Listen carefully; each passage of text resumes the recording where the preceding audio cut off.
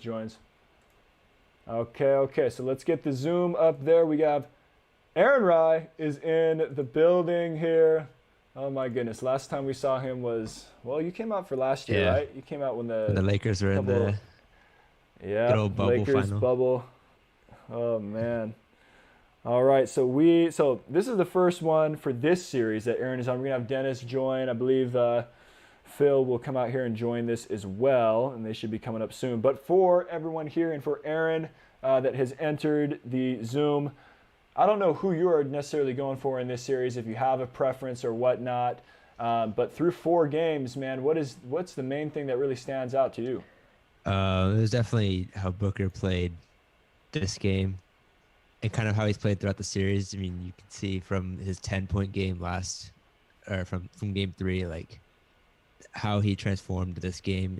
He can kind of change this series if he takes the same kind of mentality next game, and like if a few other players show up a little bit more, I think they'll have a lot easier time, especially in Phoenix. It'll be a lot easier for them. It's hard to win in Milwaukee for sure. Absolutely. Well, Booker is known to bounce back well. Every bad, or necessarily, not necessarily his best game he's had this postseason, he bounces back immediately after. Aaron, obviously, known you a long time, huge Kobe fan.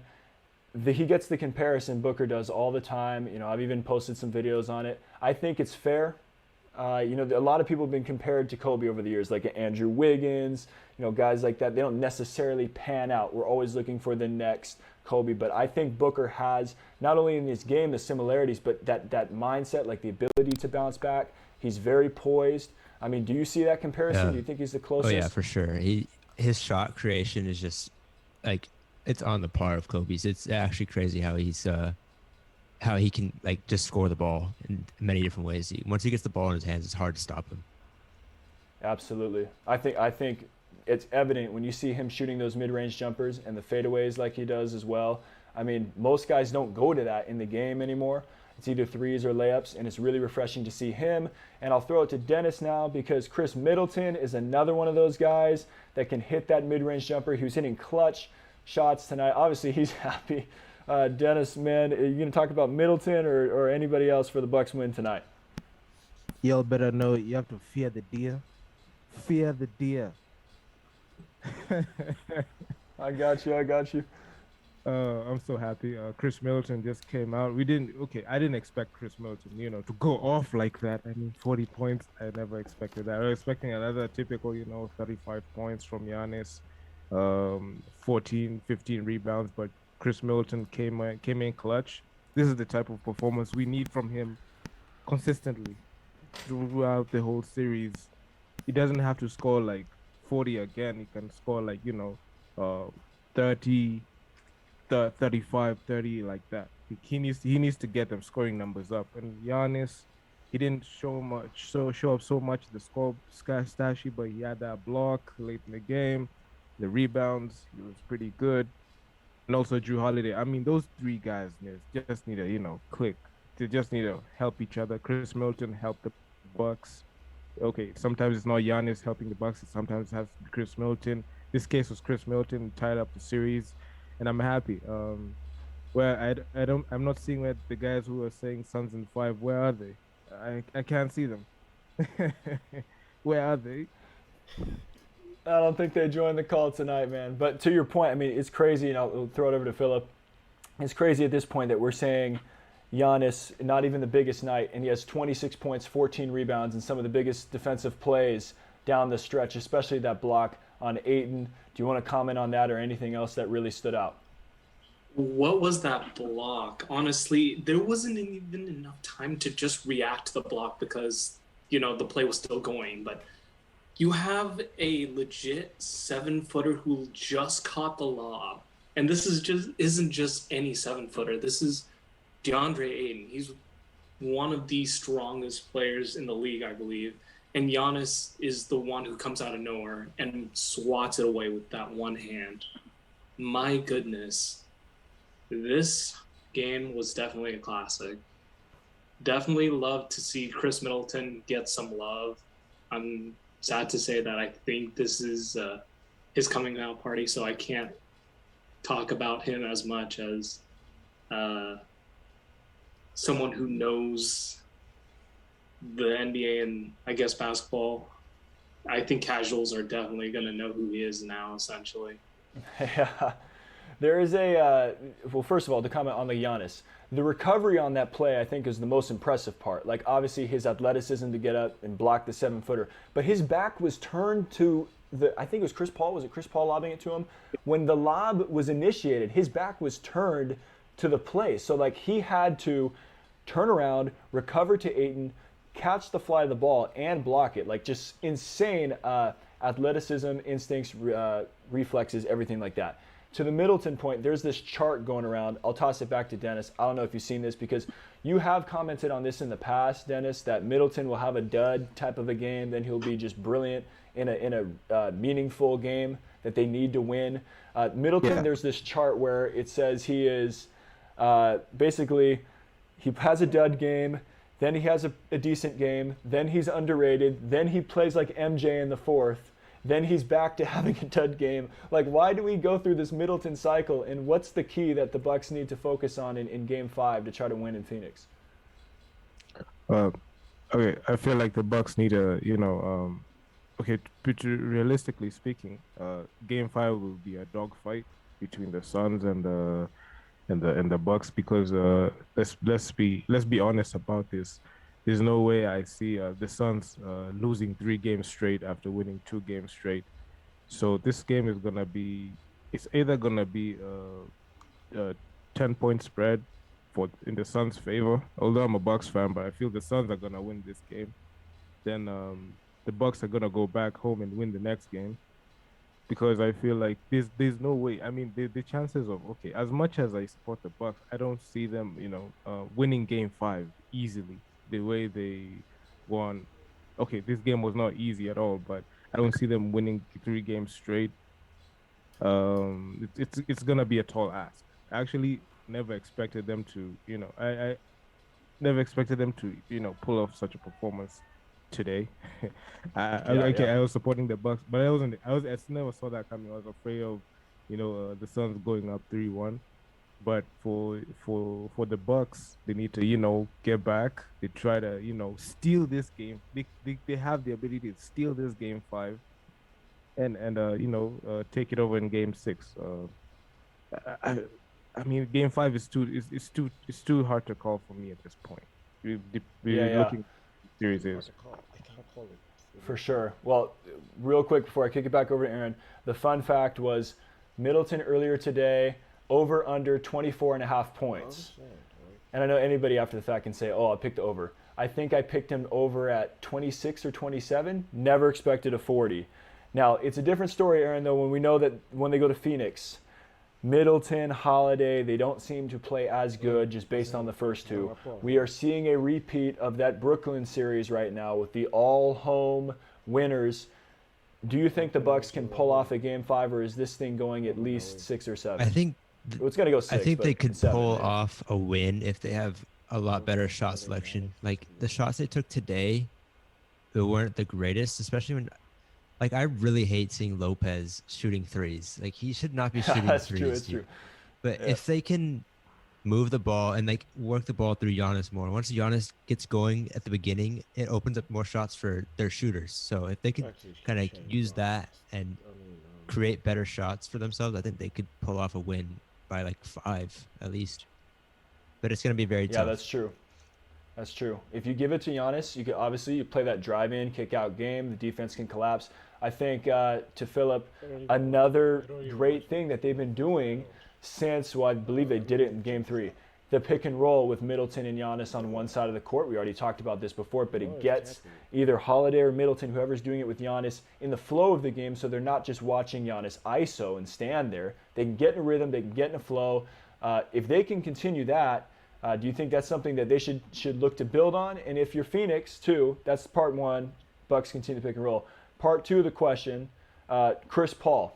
What do you want to say about Chris Paul's Chris Paul has just he's gotta facilitate the ball a lot better. He turned the ball over way too many times in this game, and obviously, like, him scoring would be nice, but his passing is like the main thing you need out of him, and he just couldn't do that this game. Absolutely. Philip, you have a comment on Chris Paul as well? Yeah, first of all, apparently in the past 3 games, he's averaging about 5 turnovers a game, which kind of boggles my mind. I've never seen Chris Paul do something like this, like ever. This is like a new experience, I guess, for him because this is the highest level. This is the NBA Finals. You got to get your game right. You got to get your game on, and you got to play hard and elevate that game, if anything, because you're here. You're literally at those pearly gates for your first NBA championship. Don't screw this up.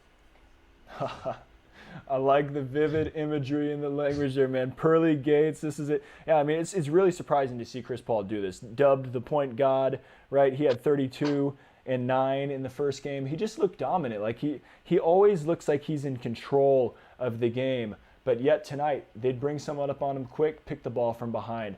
Miscommunication, you turn the ball over, throw it out of bounds, guys just not there. I don't know if that's just a thing with being on the road because that's a crazy crowd, but Chris Paul has faced it all before. It's very interesting. So he's the one we got to see bounce back. To Dennis, it was posed to Booker. You scored 10 points in game 3. He responded in this one.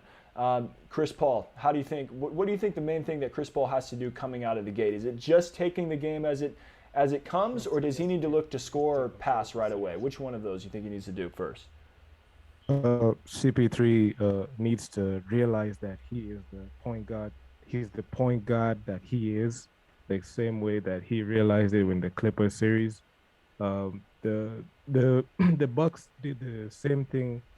The Bucks did the same thing to the Suns. What the Suns did to the Bucks in this sense. In game 2, remember, Giannis got 41 points. He led the team. You know, he did everything, but they lost.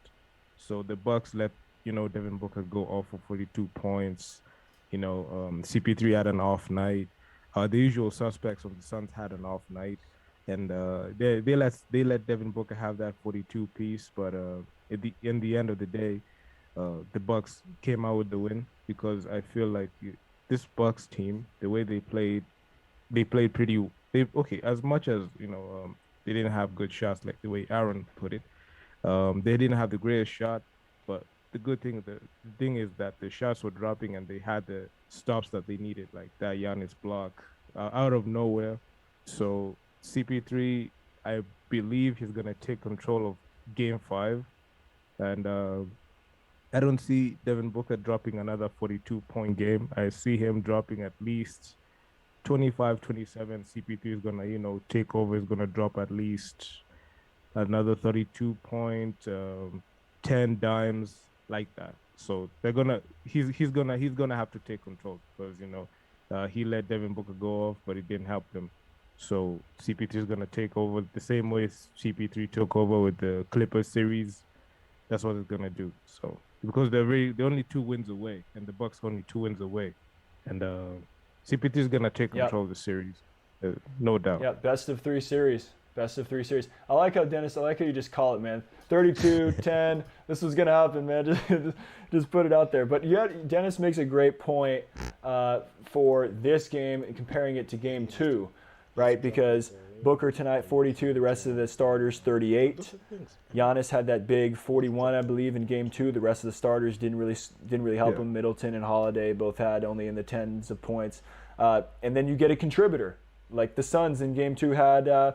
Bridges for 27. Tonight for the Bucks, you get Connaughton off the bench with 11 points and 9 rebounds. He had a big putback at the end of that game as well. So there are some good comparisons to make there, and you just think about your best player. You think your best player scores all these points, you're going to win automatically. But it is about as well, how can we get the rest of the team involved? And the flow just wasn't there as much. But one guy who did good for Phoenix tonight that I want to throw around this virtual roundtable, if you will, is Jay Crowder. He had 15 and 8. Aaron, was he flopping in the fourth, or was it like? Because I was like, man, he looks like he's really selling these calls, but I don't want to claim that somebody's flopping unless you think he is. I love his last flop at the end where he barely gets touched and he goes running to the other side of the court. Yeah, dude, that was. Dude, he was flopping so much. Yeah. He can sell a foul real well. every time in the backcourt when they tried to rip the ball after a rebound, he'd go straight, fall down, go straight for the eye. Every time. yeah. It was. I don't know how he wasn't blind. Absolutely. I mean, they were in the penalty with. God, they were shooting free throws with like 7 or 8 minutes left to go in the game. They were already in the 1-and-1, which is going to be a 2 shots in the NBA situation. So that was pretty wild. But to kick it back, we'll go Dennis and Philip to wrap up. Booker was in foul trouble in this game. He had to come out with the 5th foul at about 10:40 in the 4th. The Bucks are going to go on a run in that time.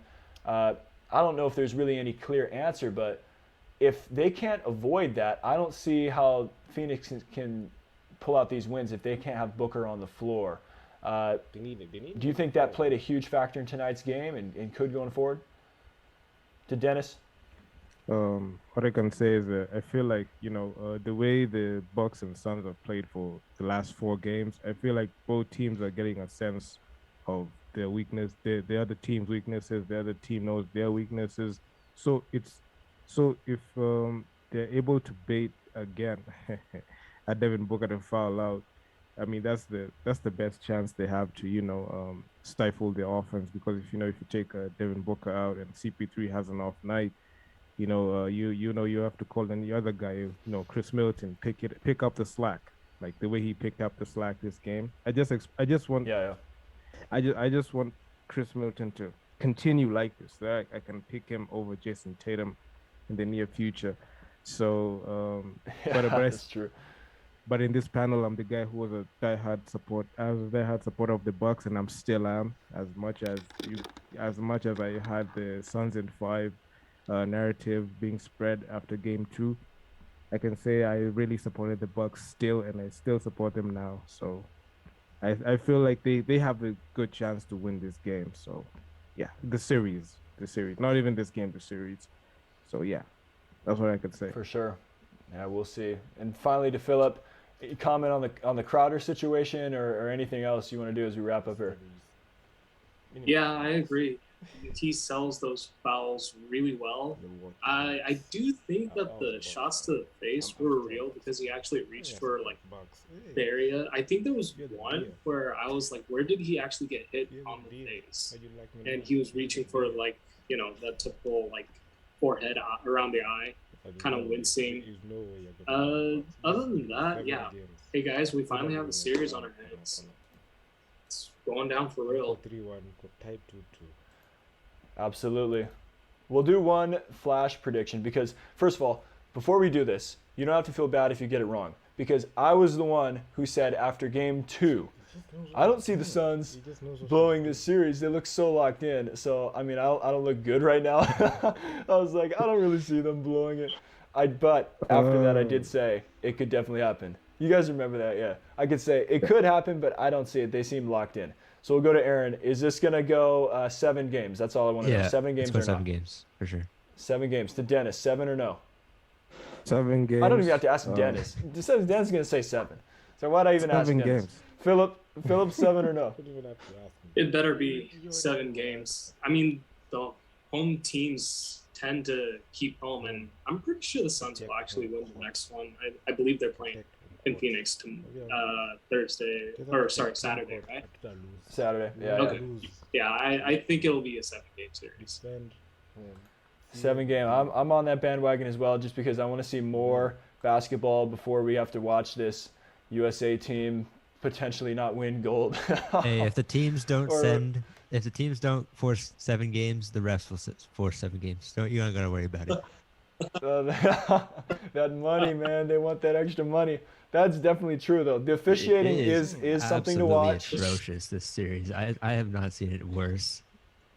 Well, I think the problem is the consistency, yeah, that's right? The problem. And the commentators made a point. It is called differently during the regular season.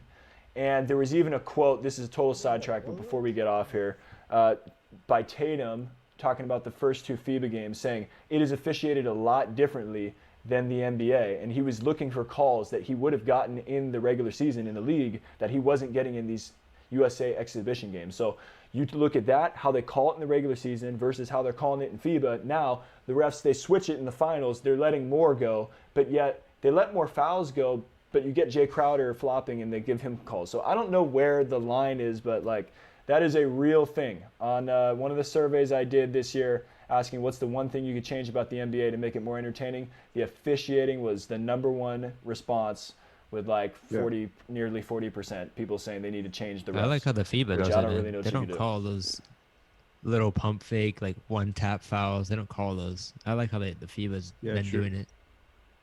Yeah, that'll be good to watch. I definitely will be tuning into that, and probably we all will be. But after the finals, which I hope goes 7 games, just for the sake of it. And like Aaron said, the refs will make it go 7. All right, that's it. I'll say peace out to y'all, and we'll see you back here on Saturday for the next one. All right, peace. Peace out. Peace. Thank you, guys.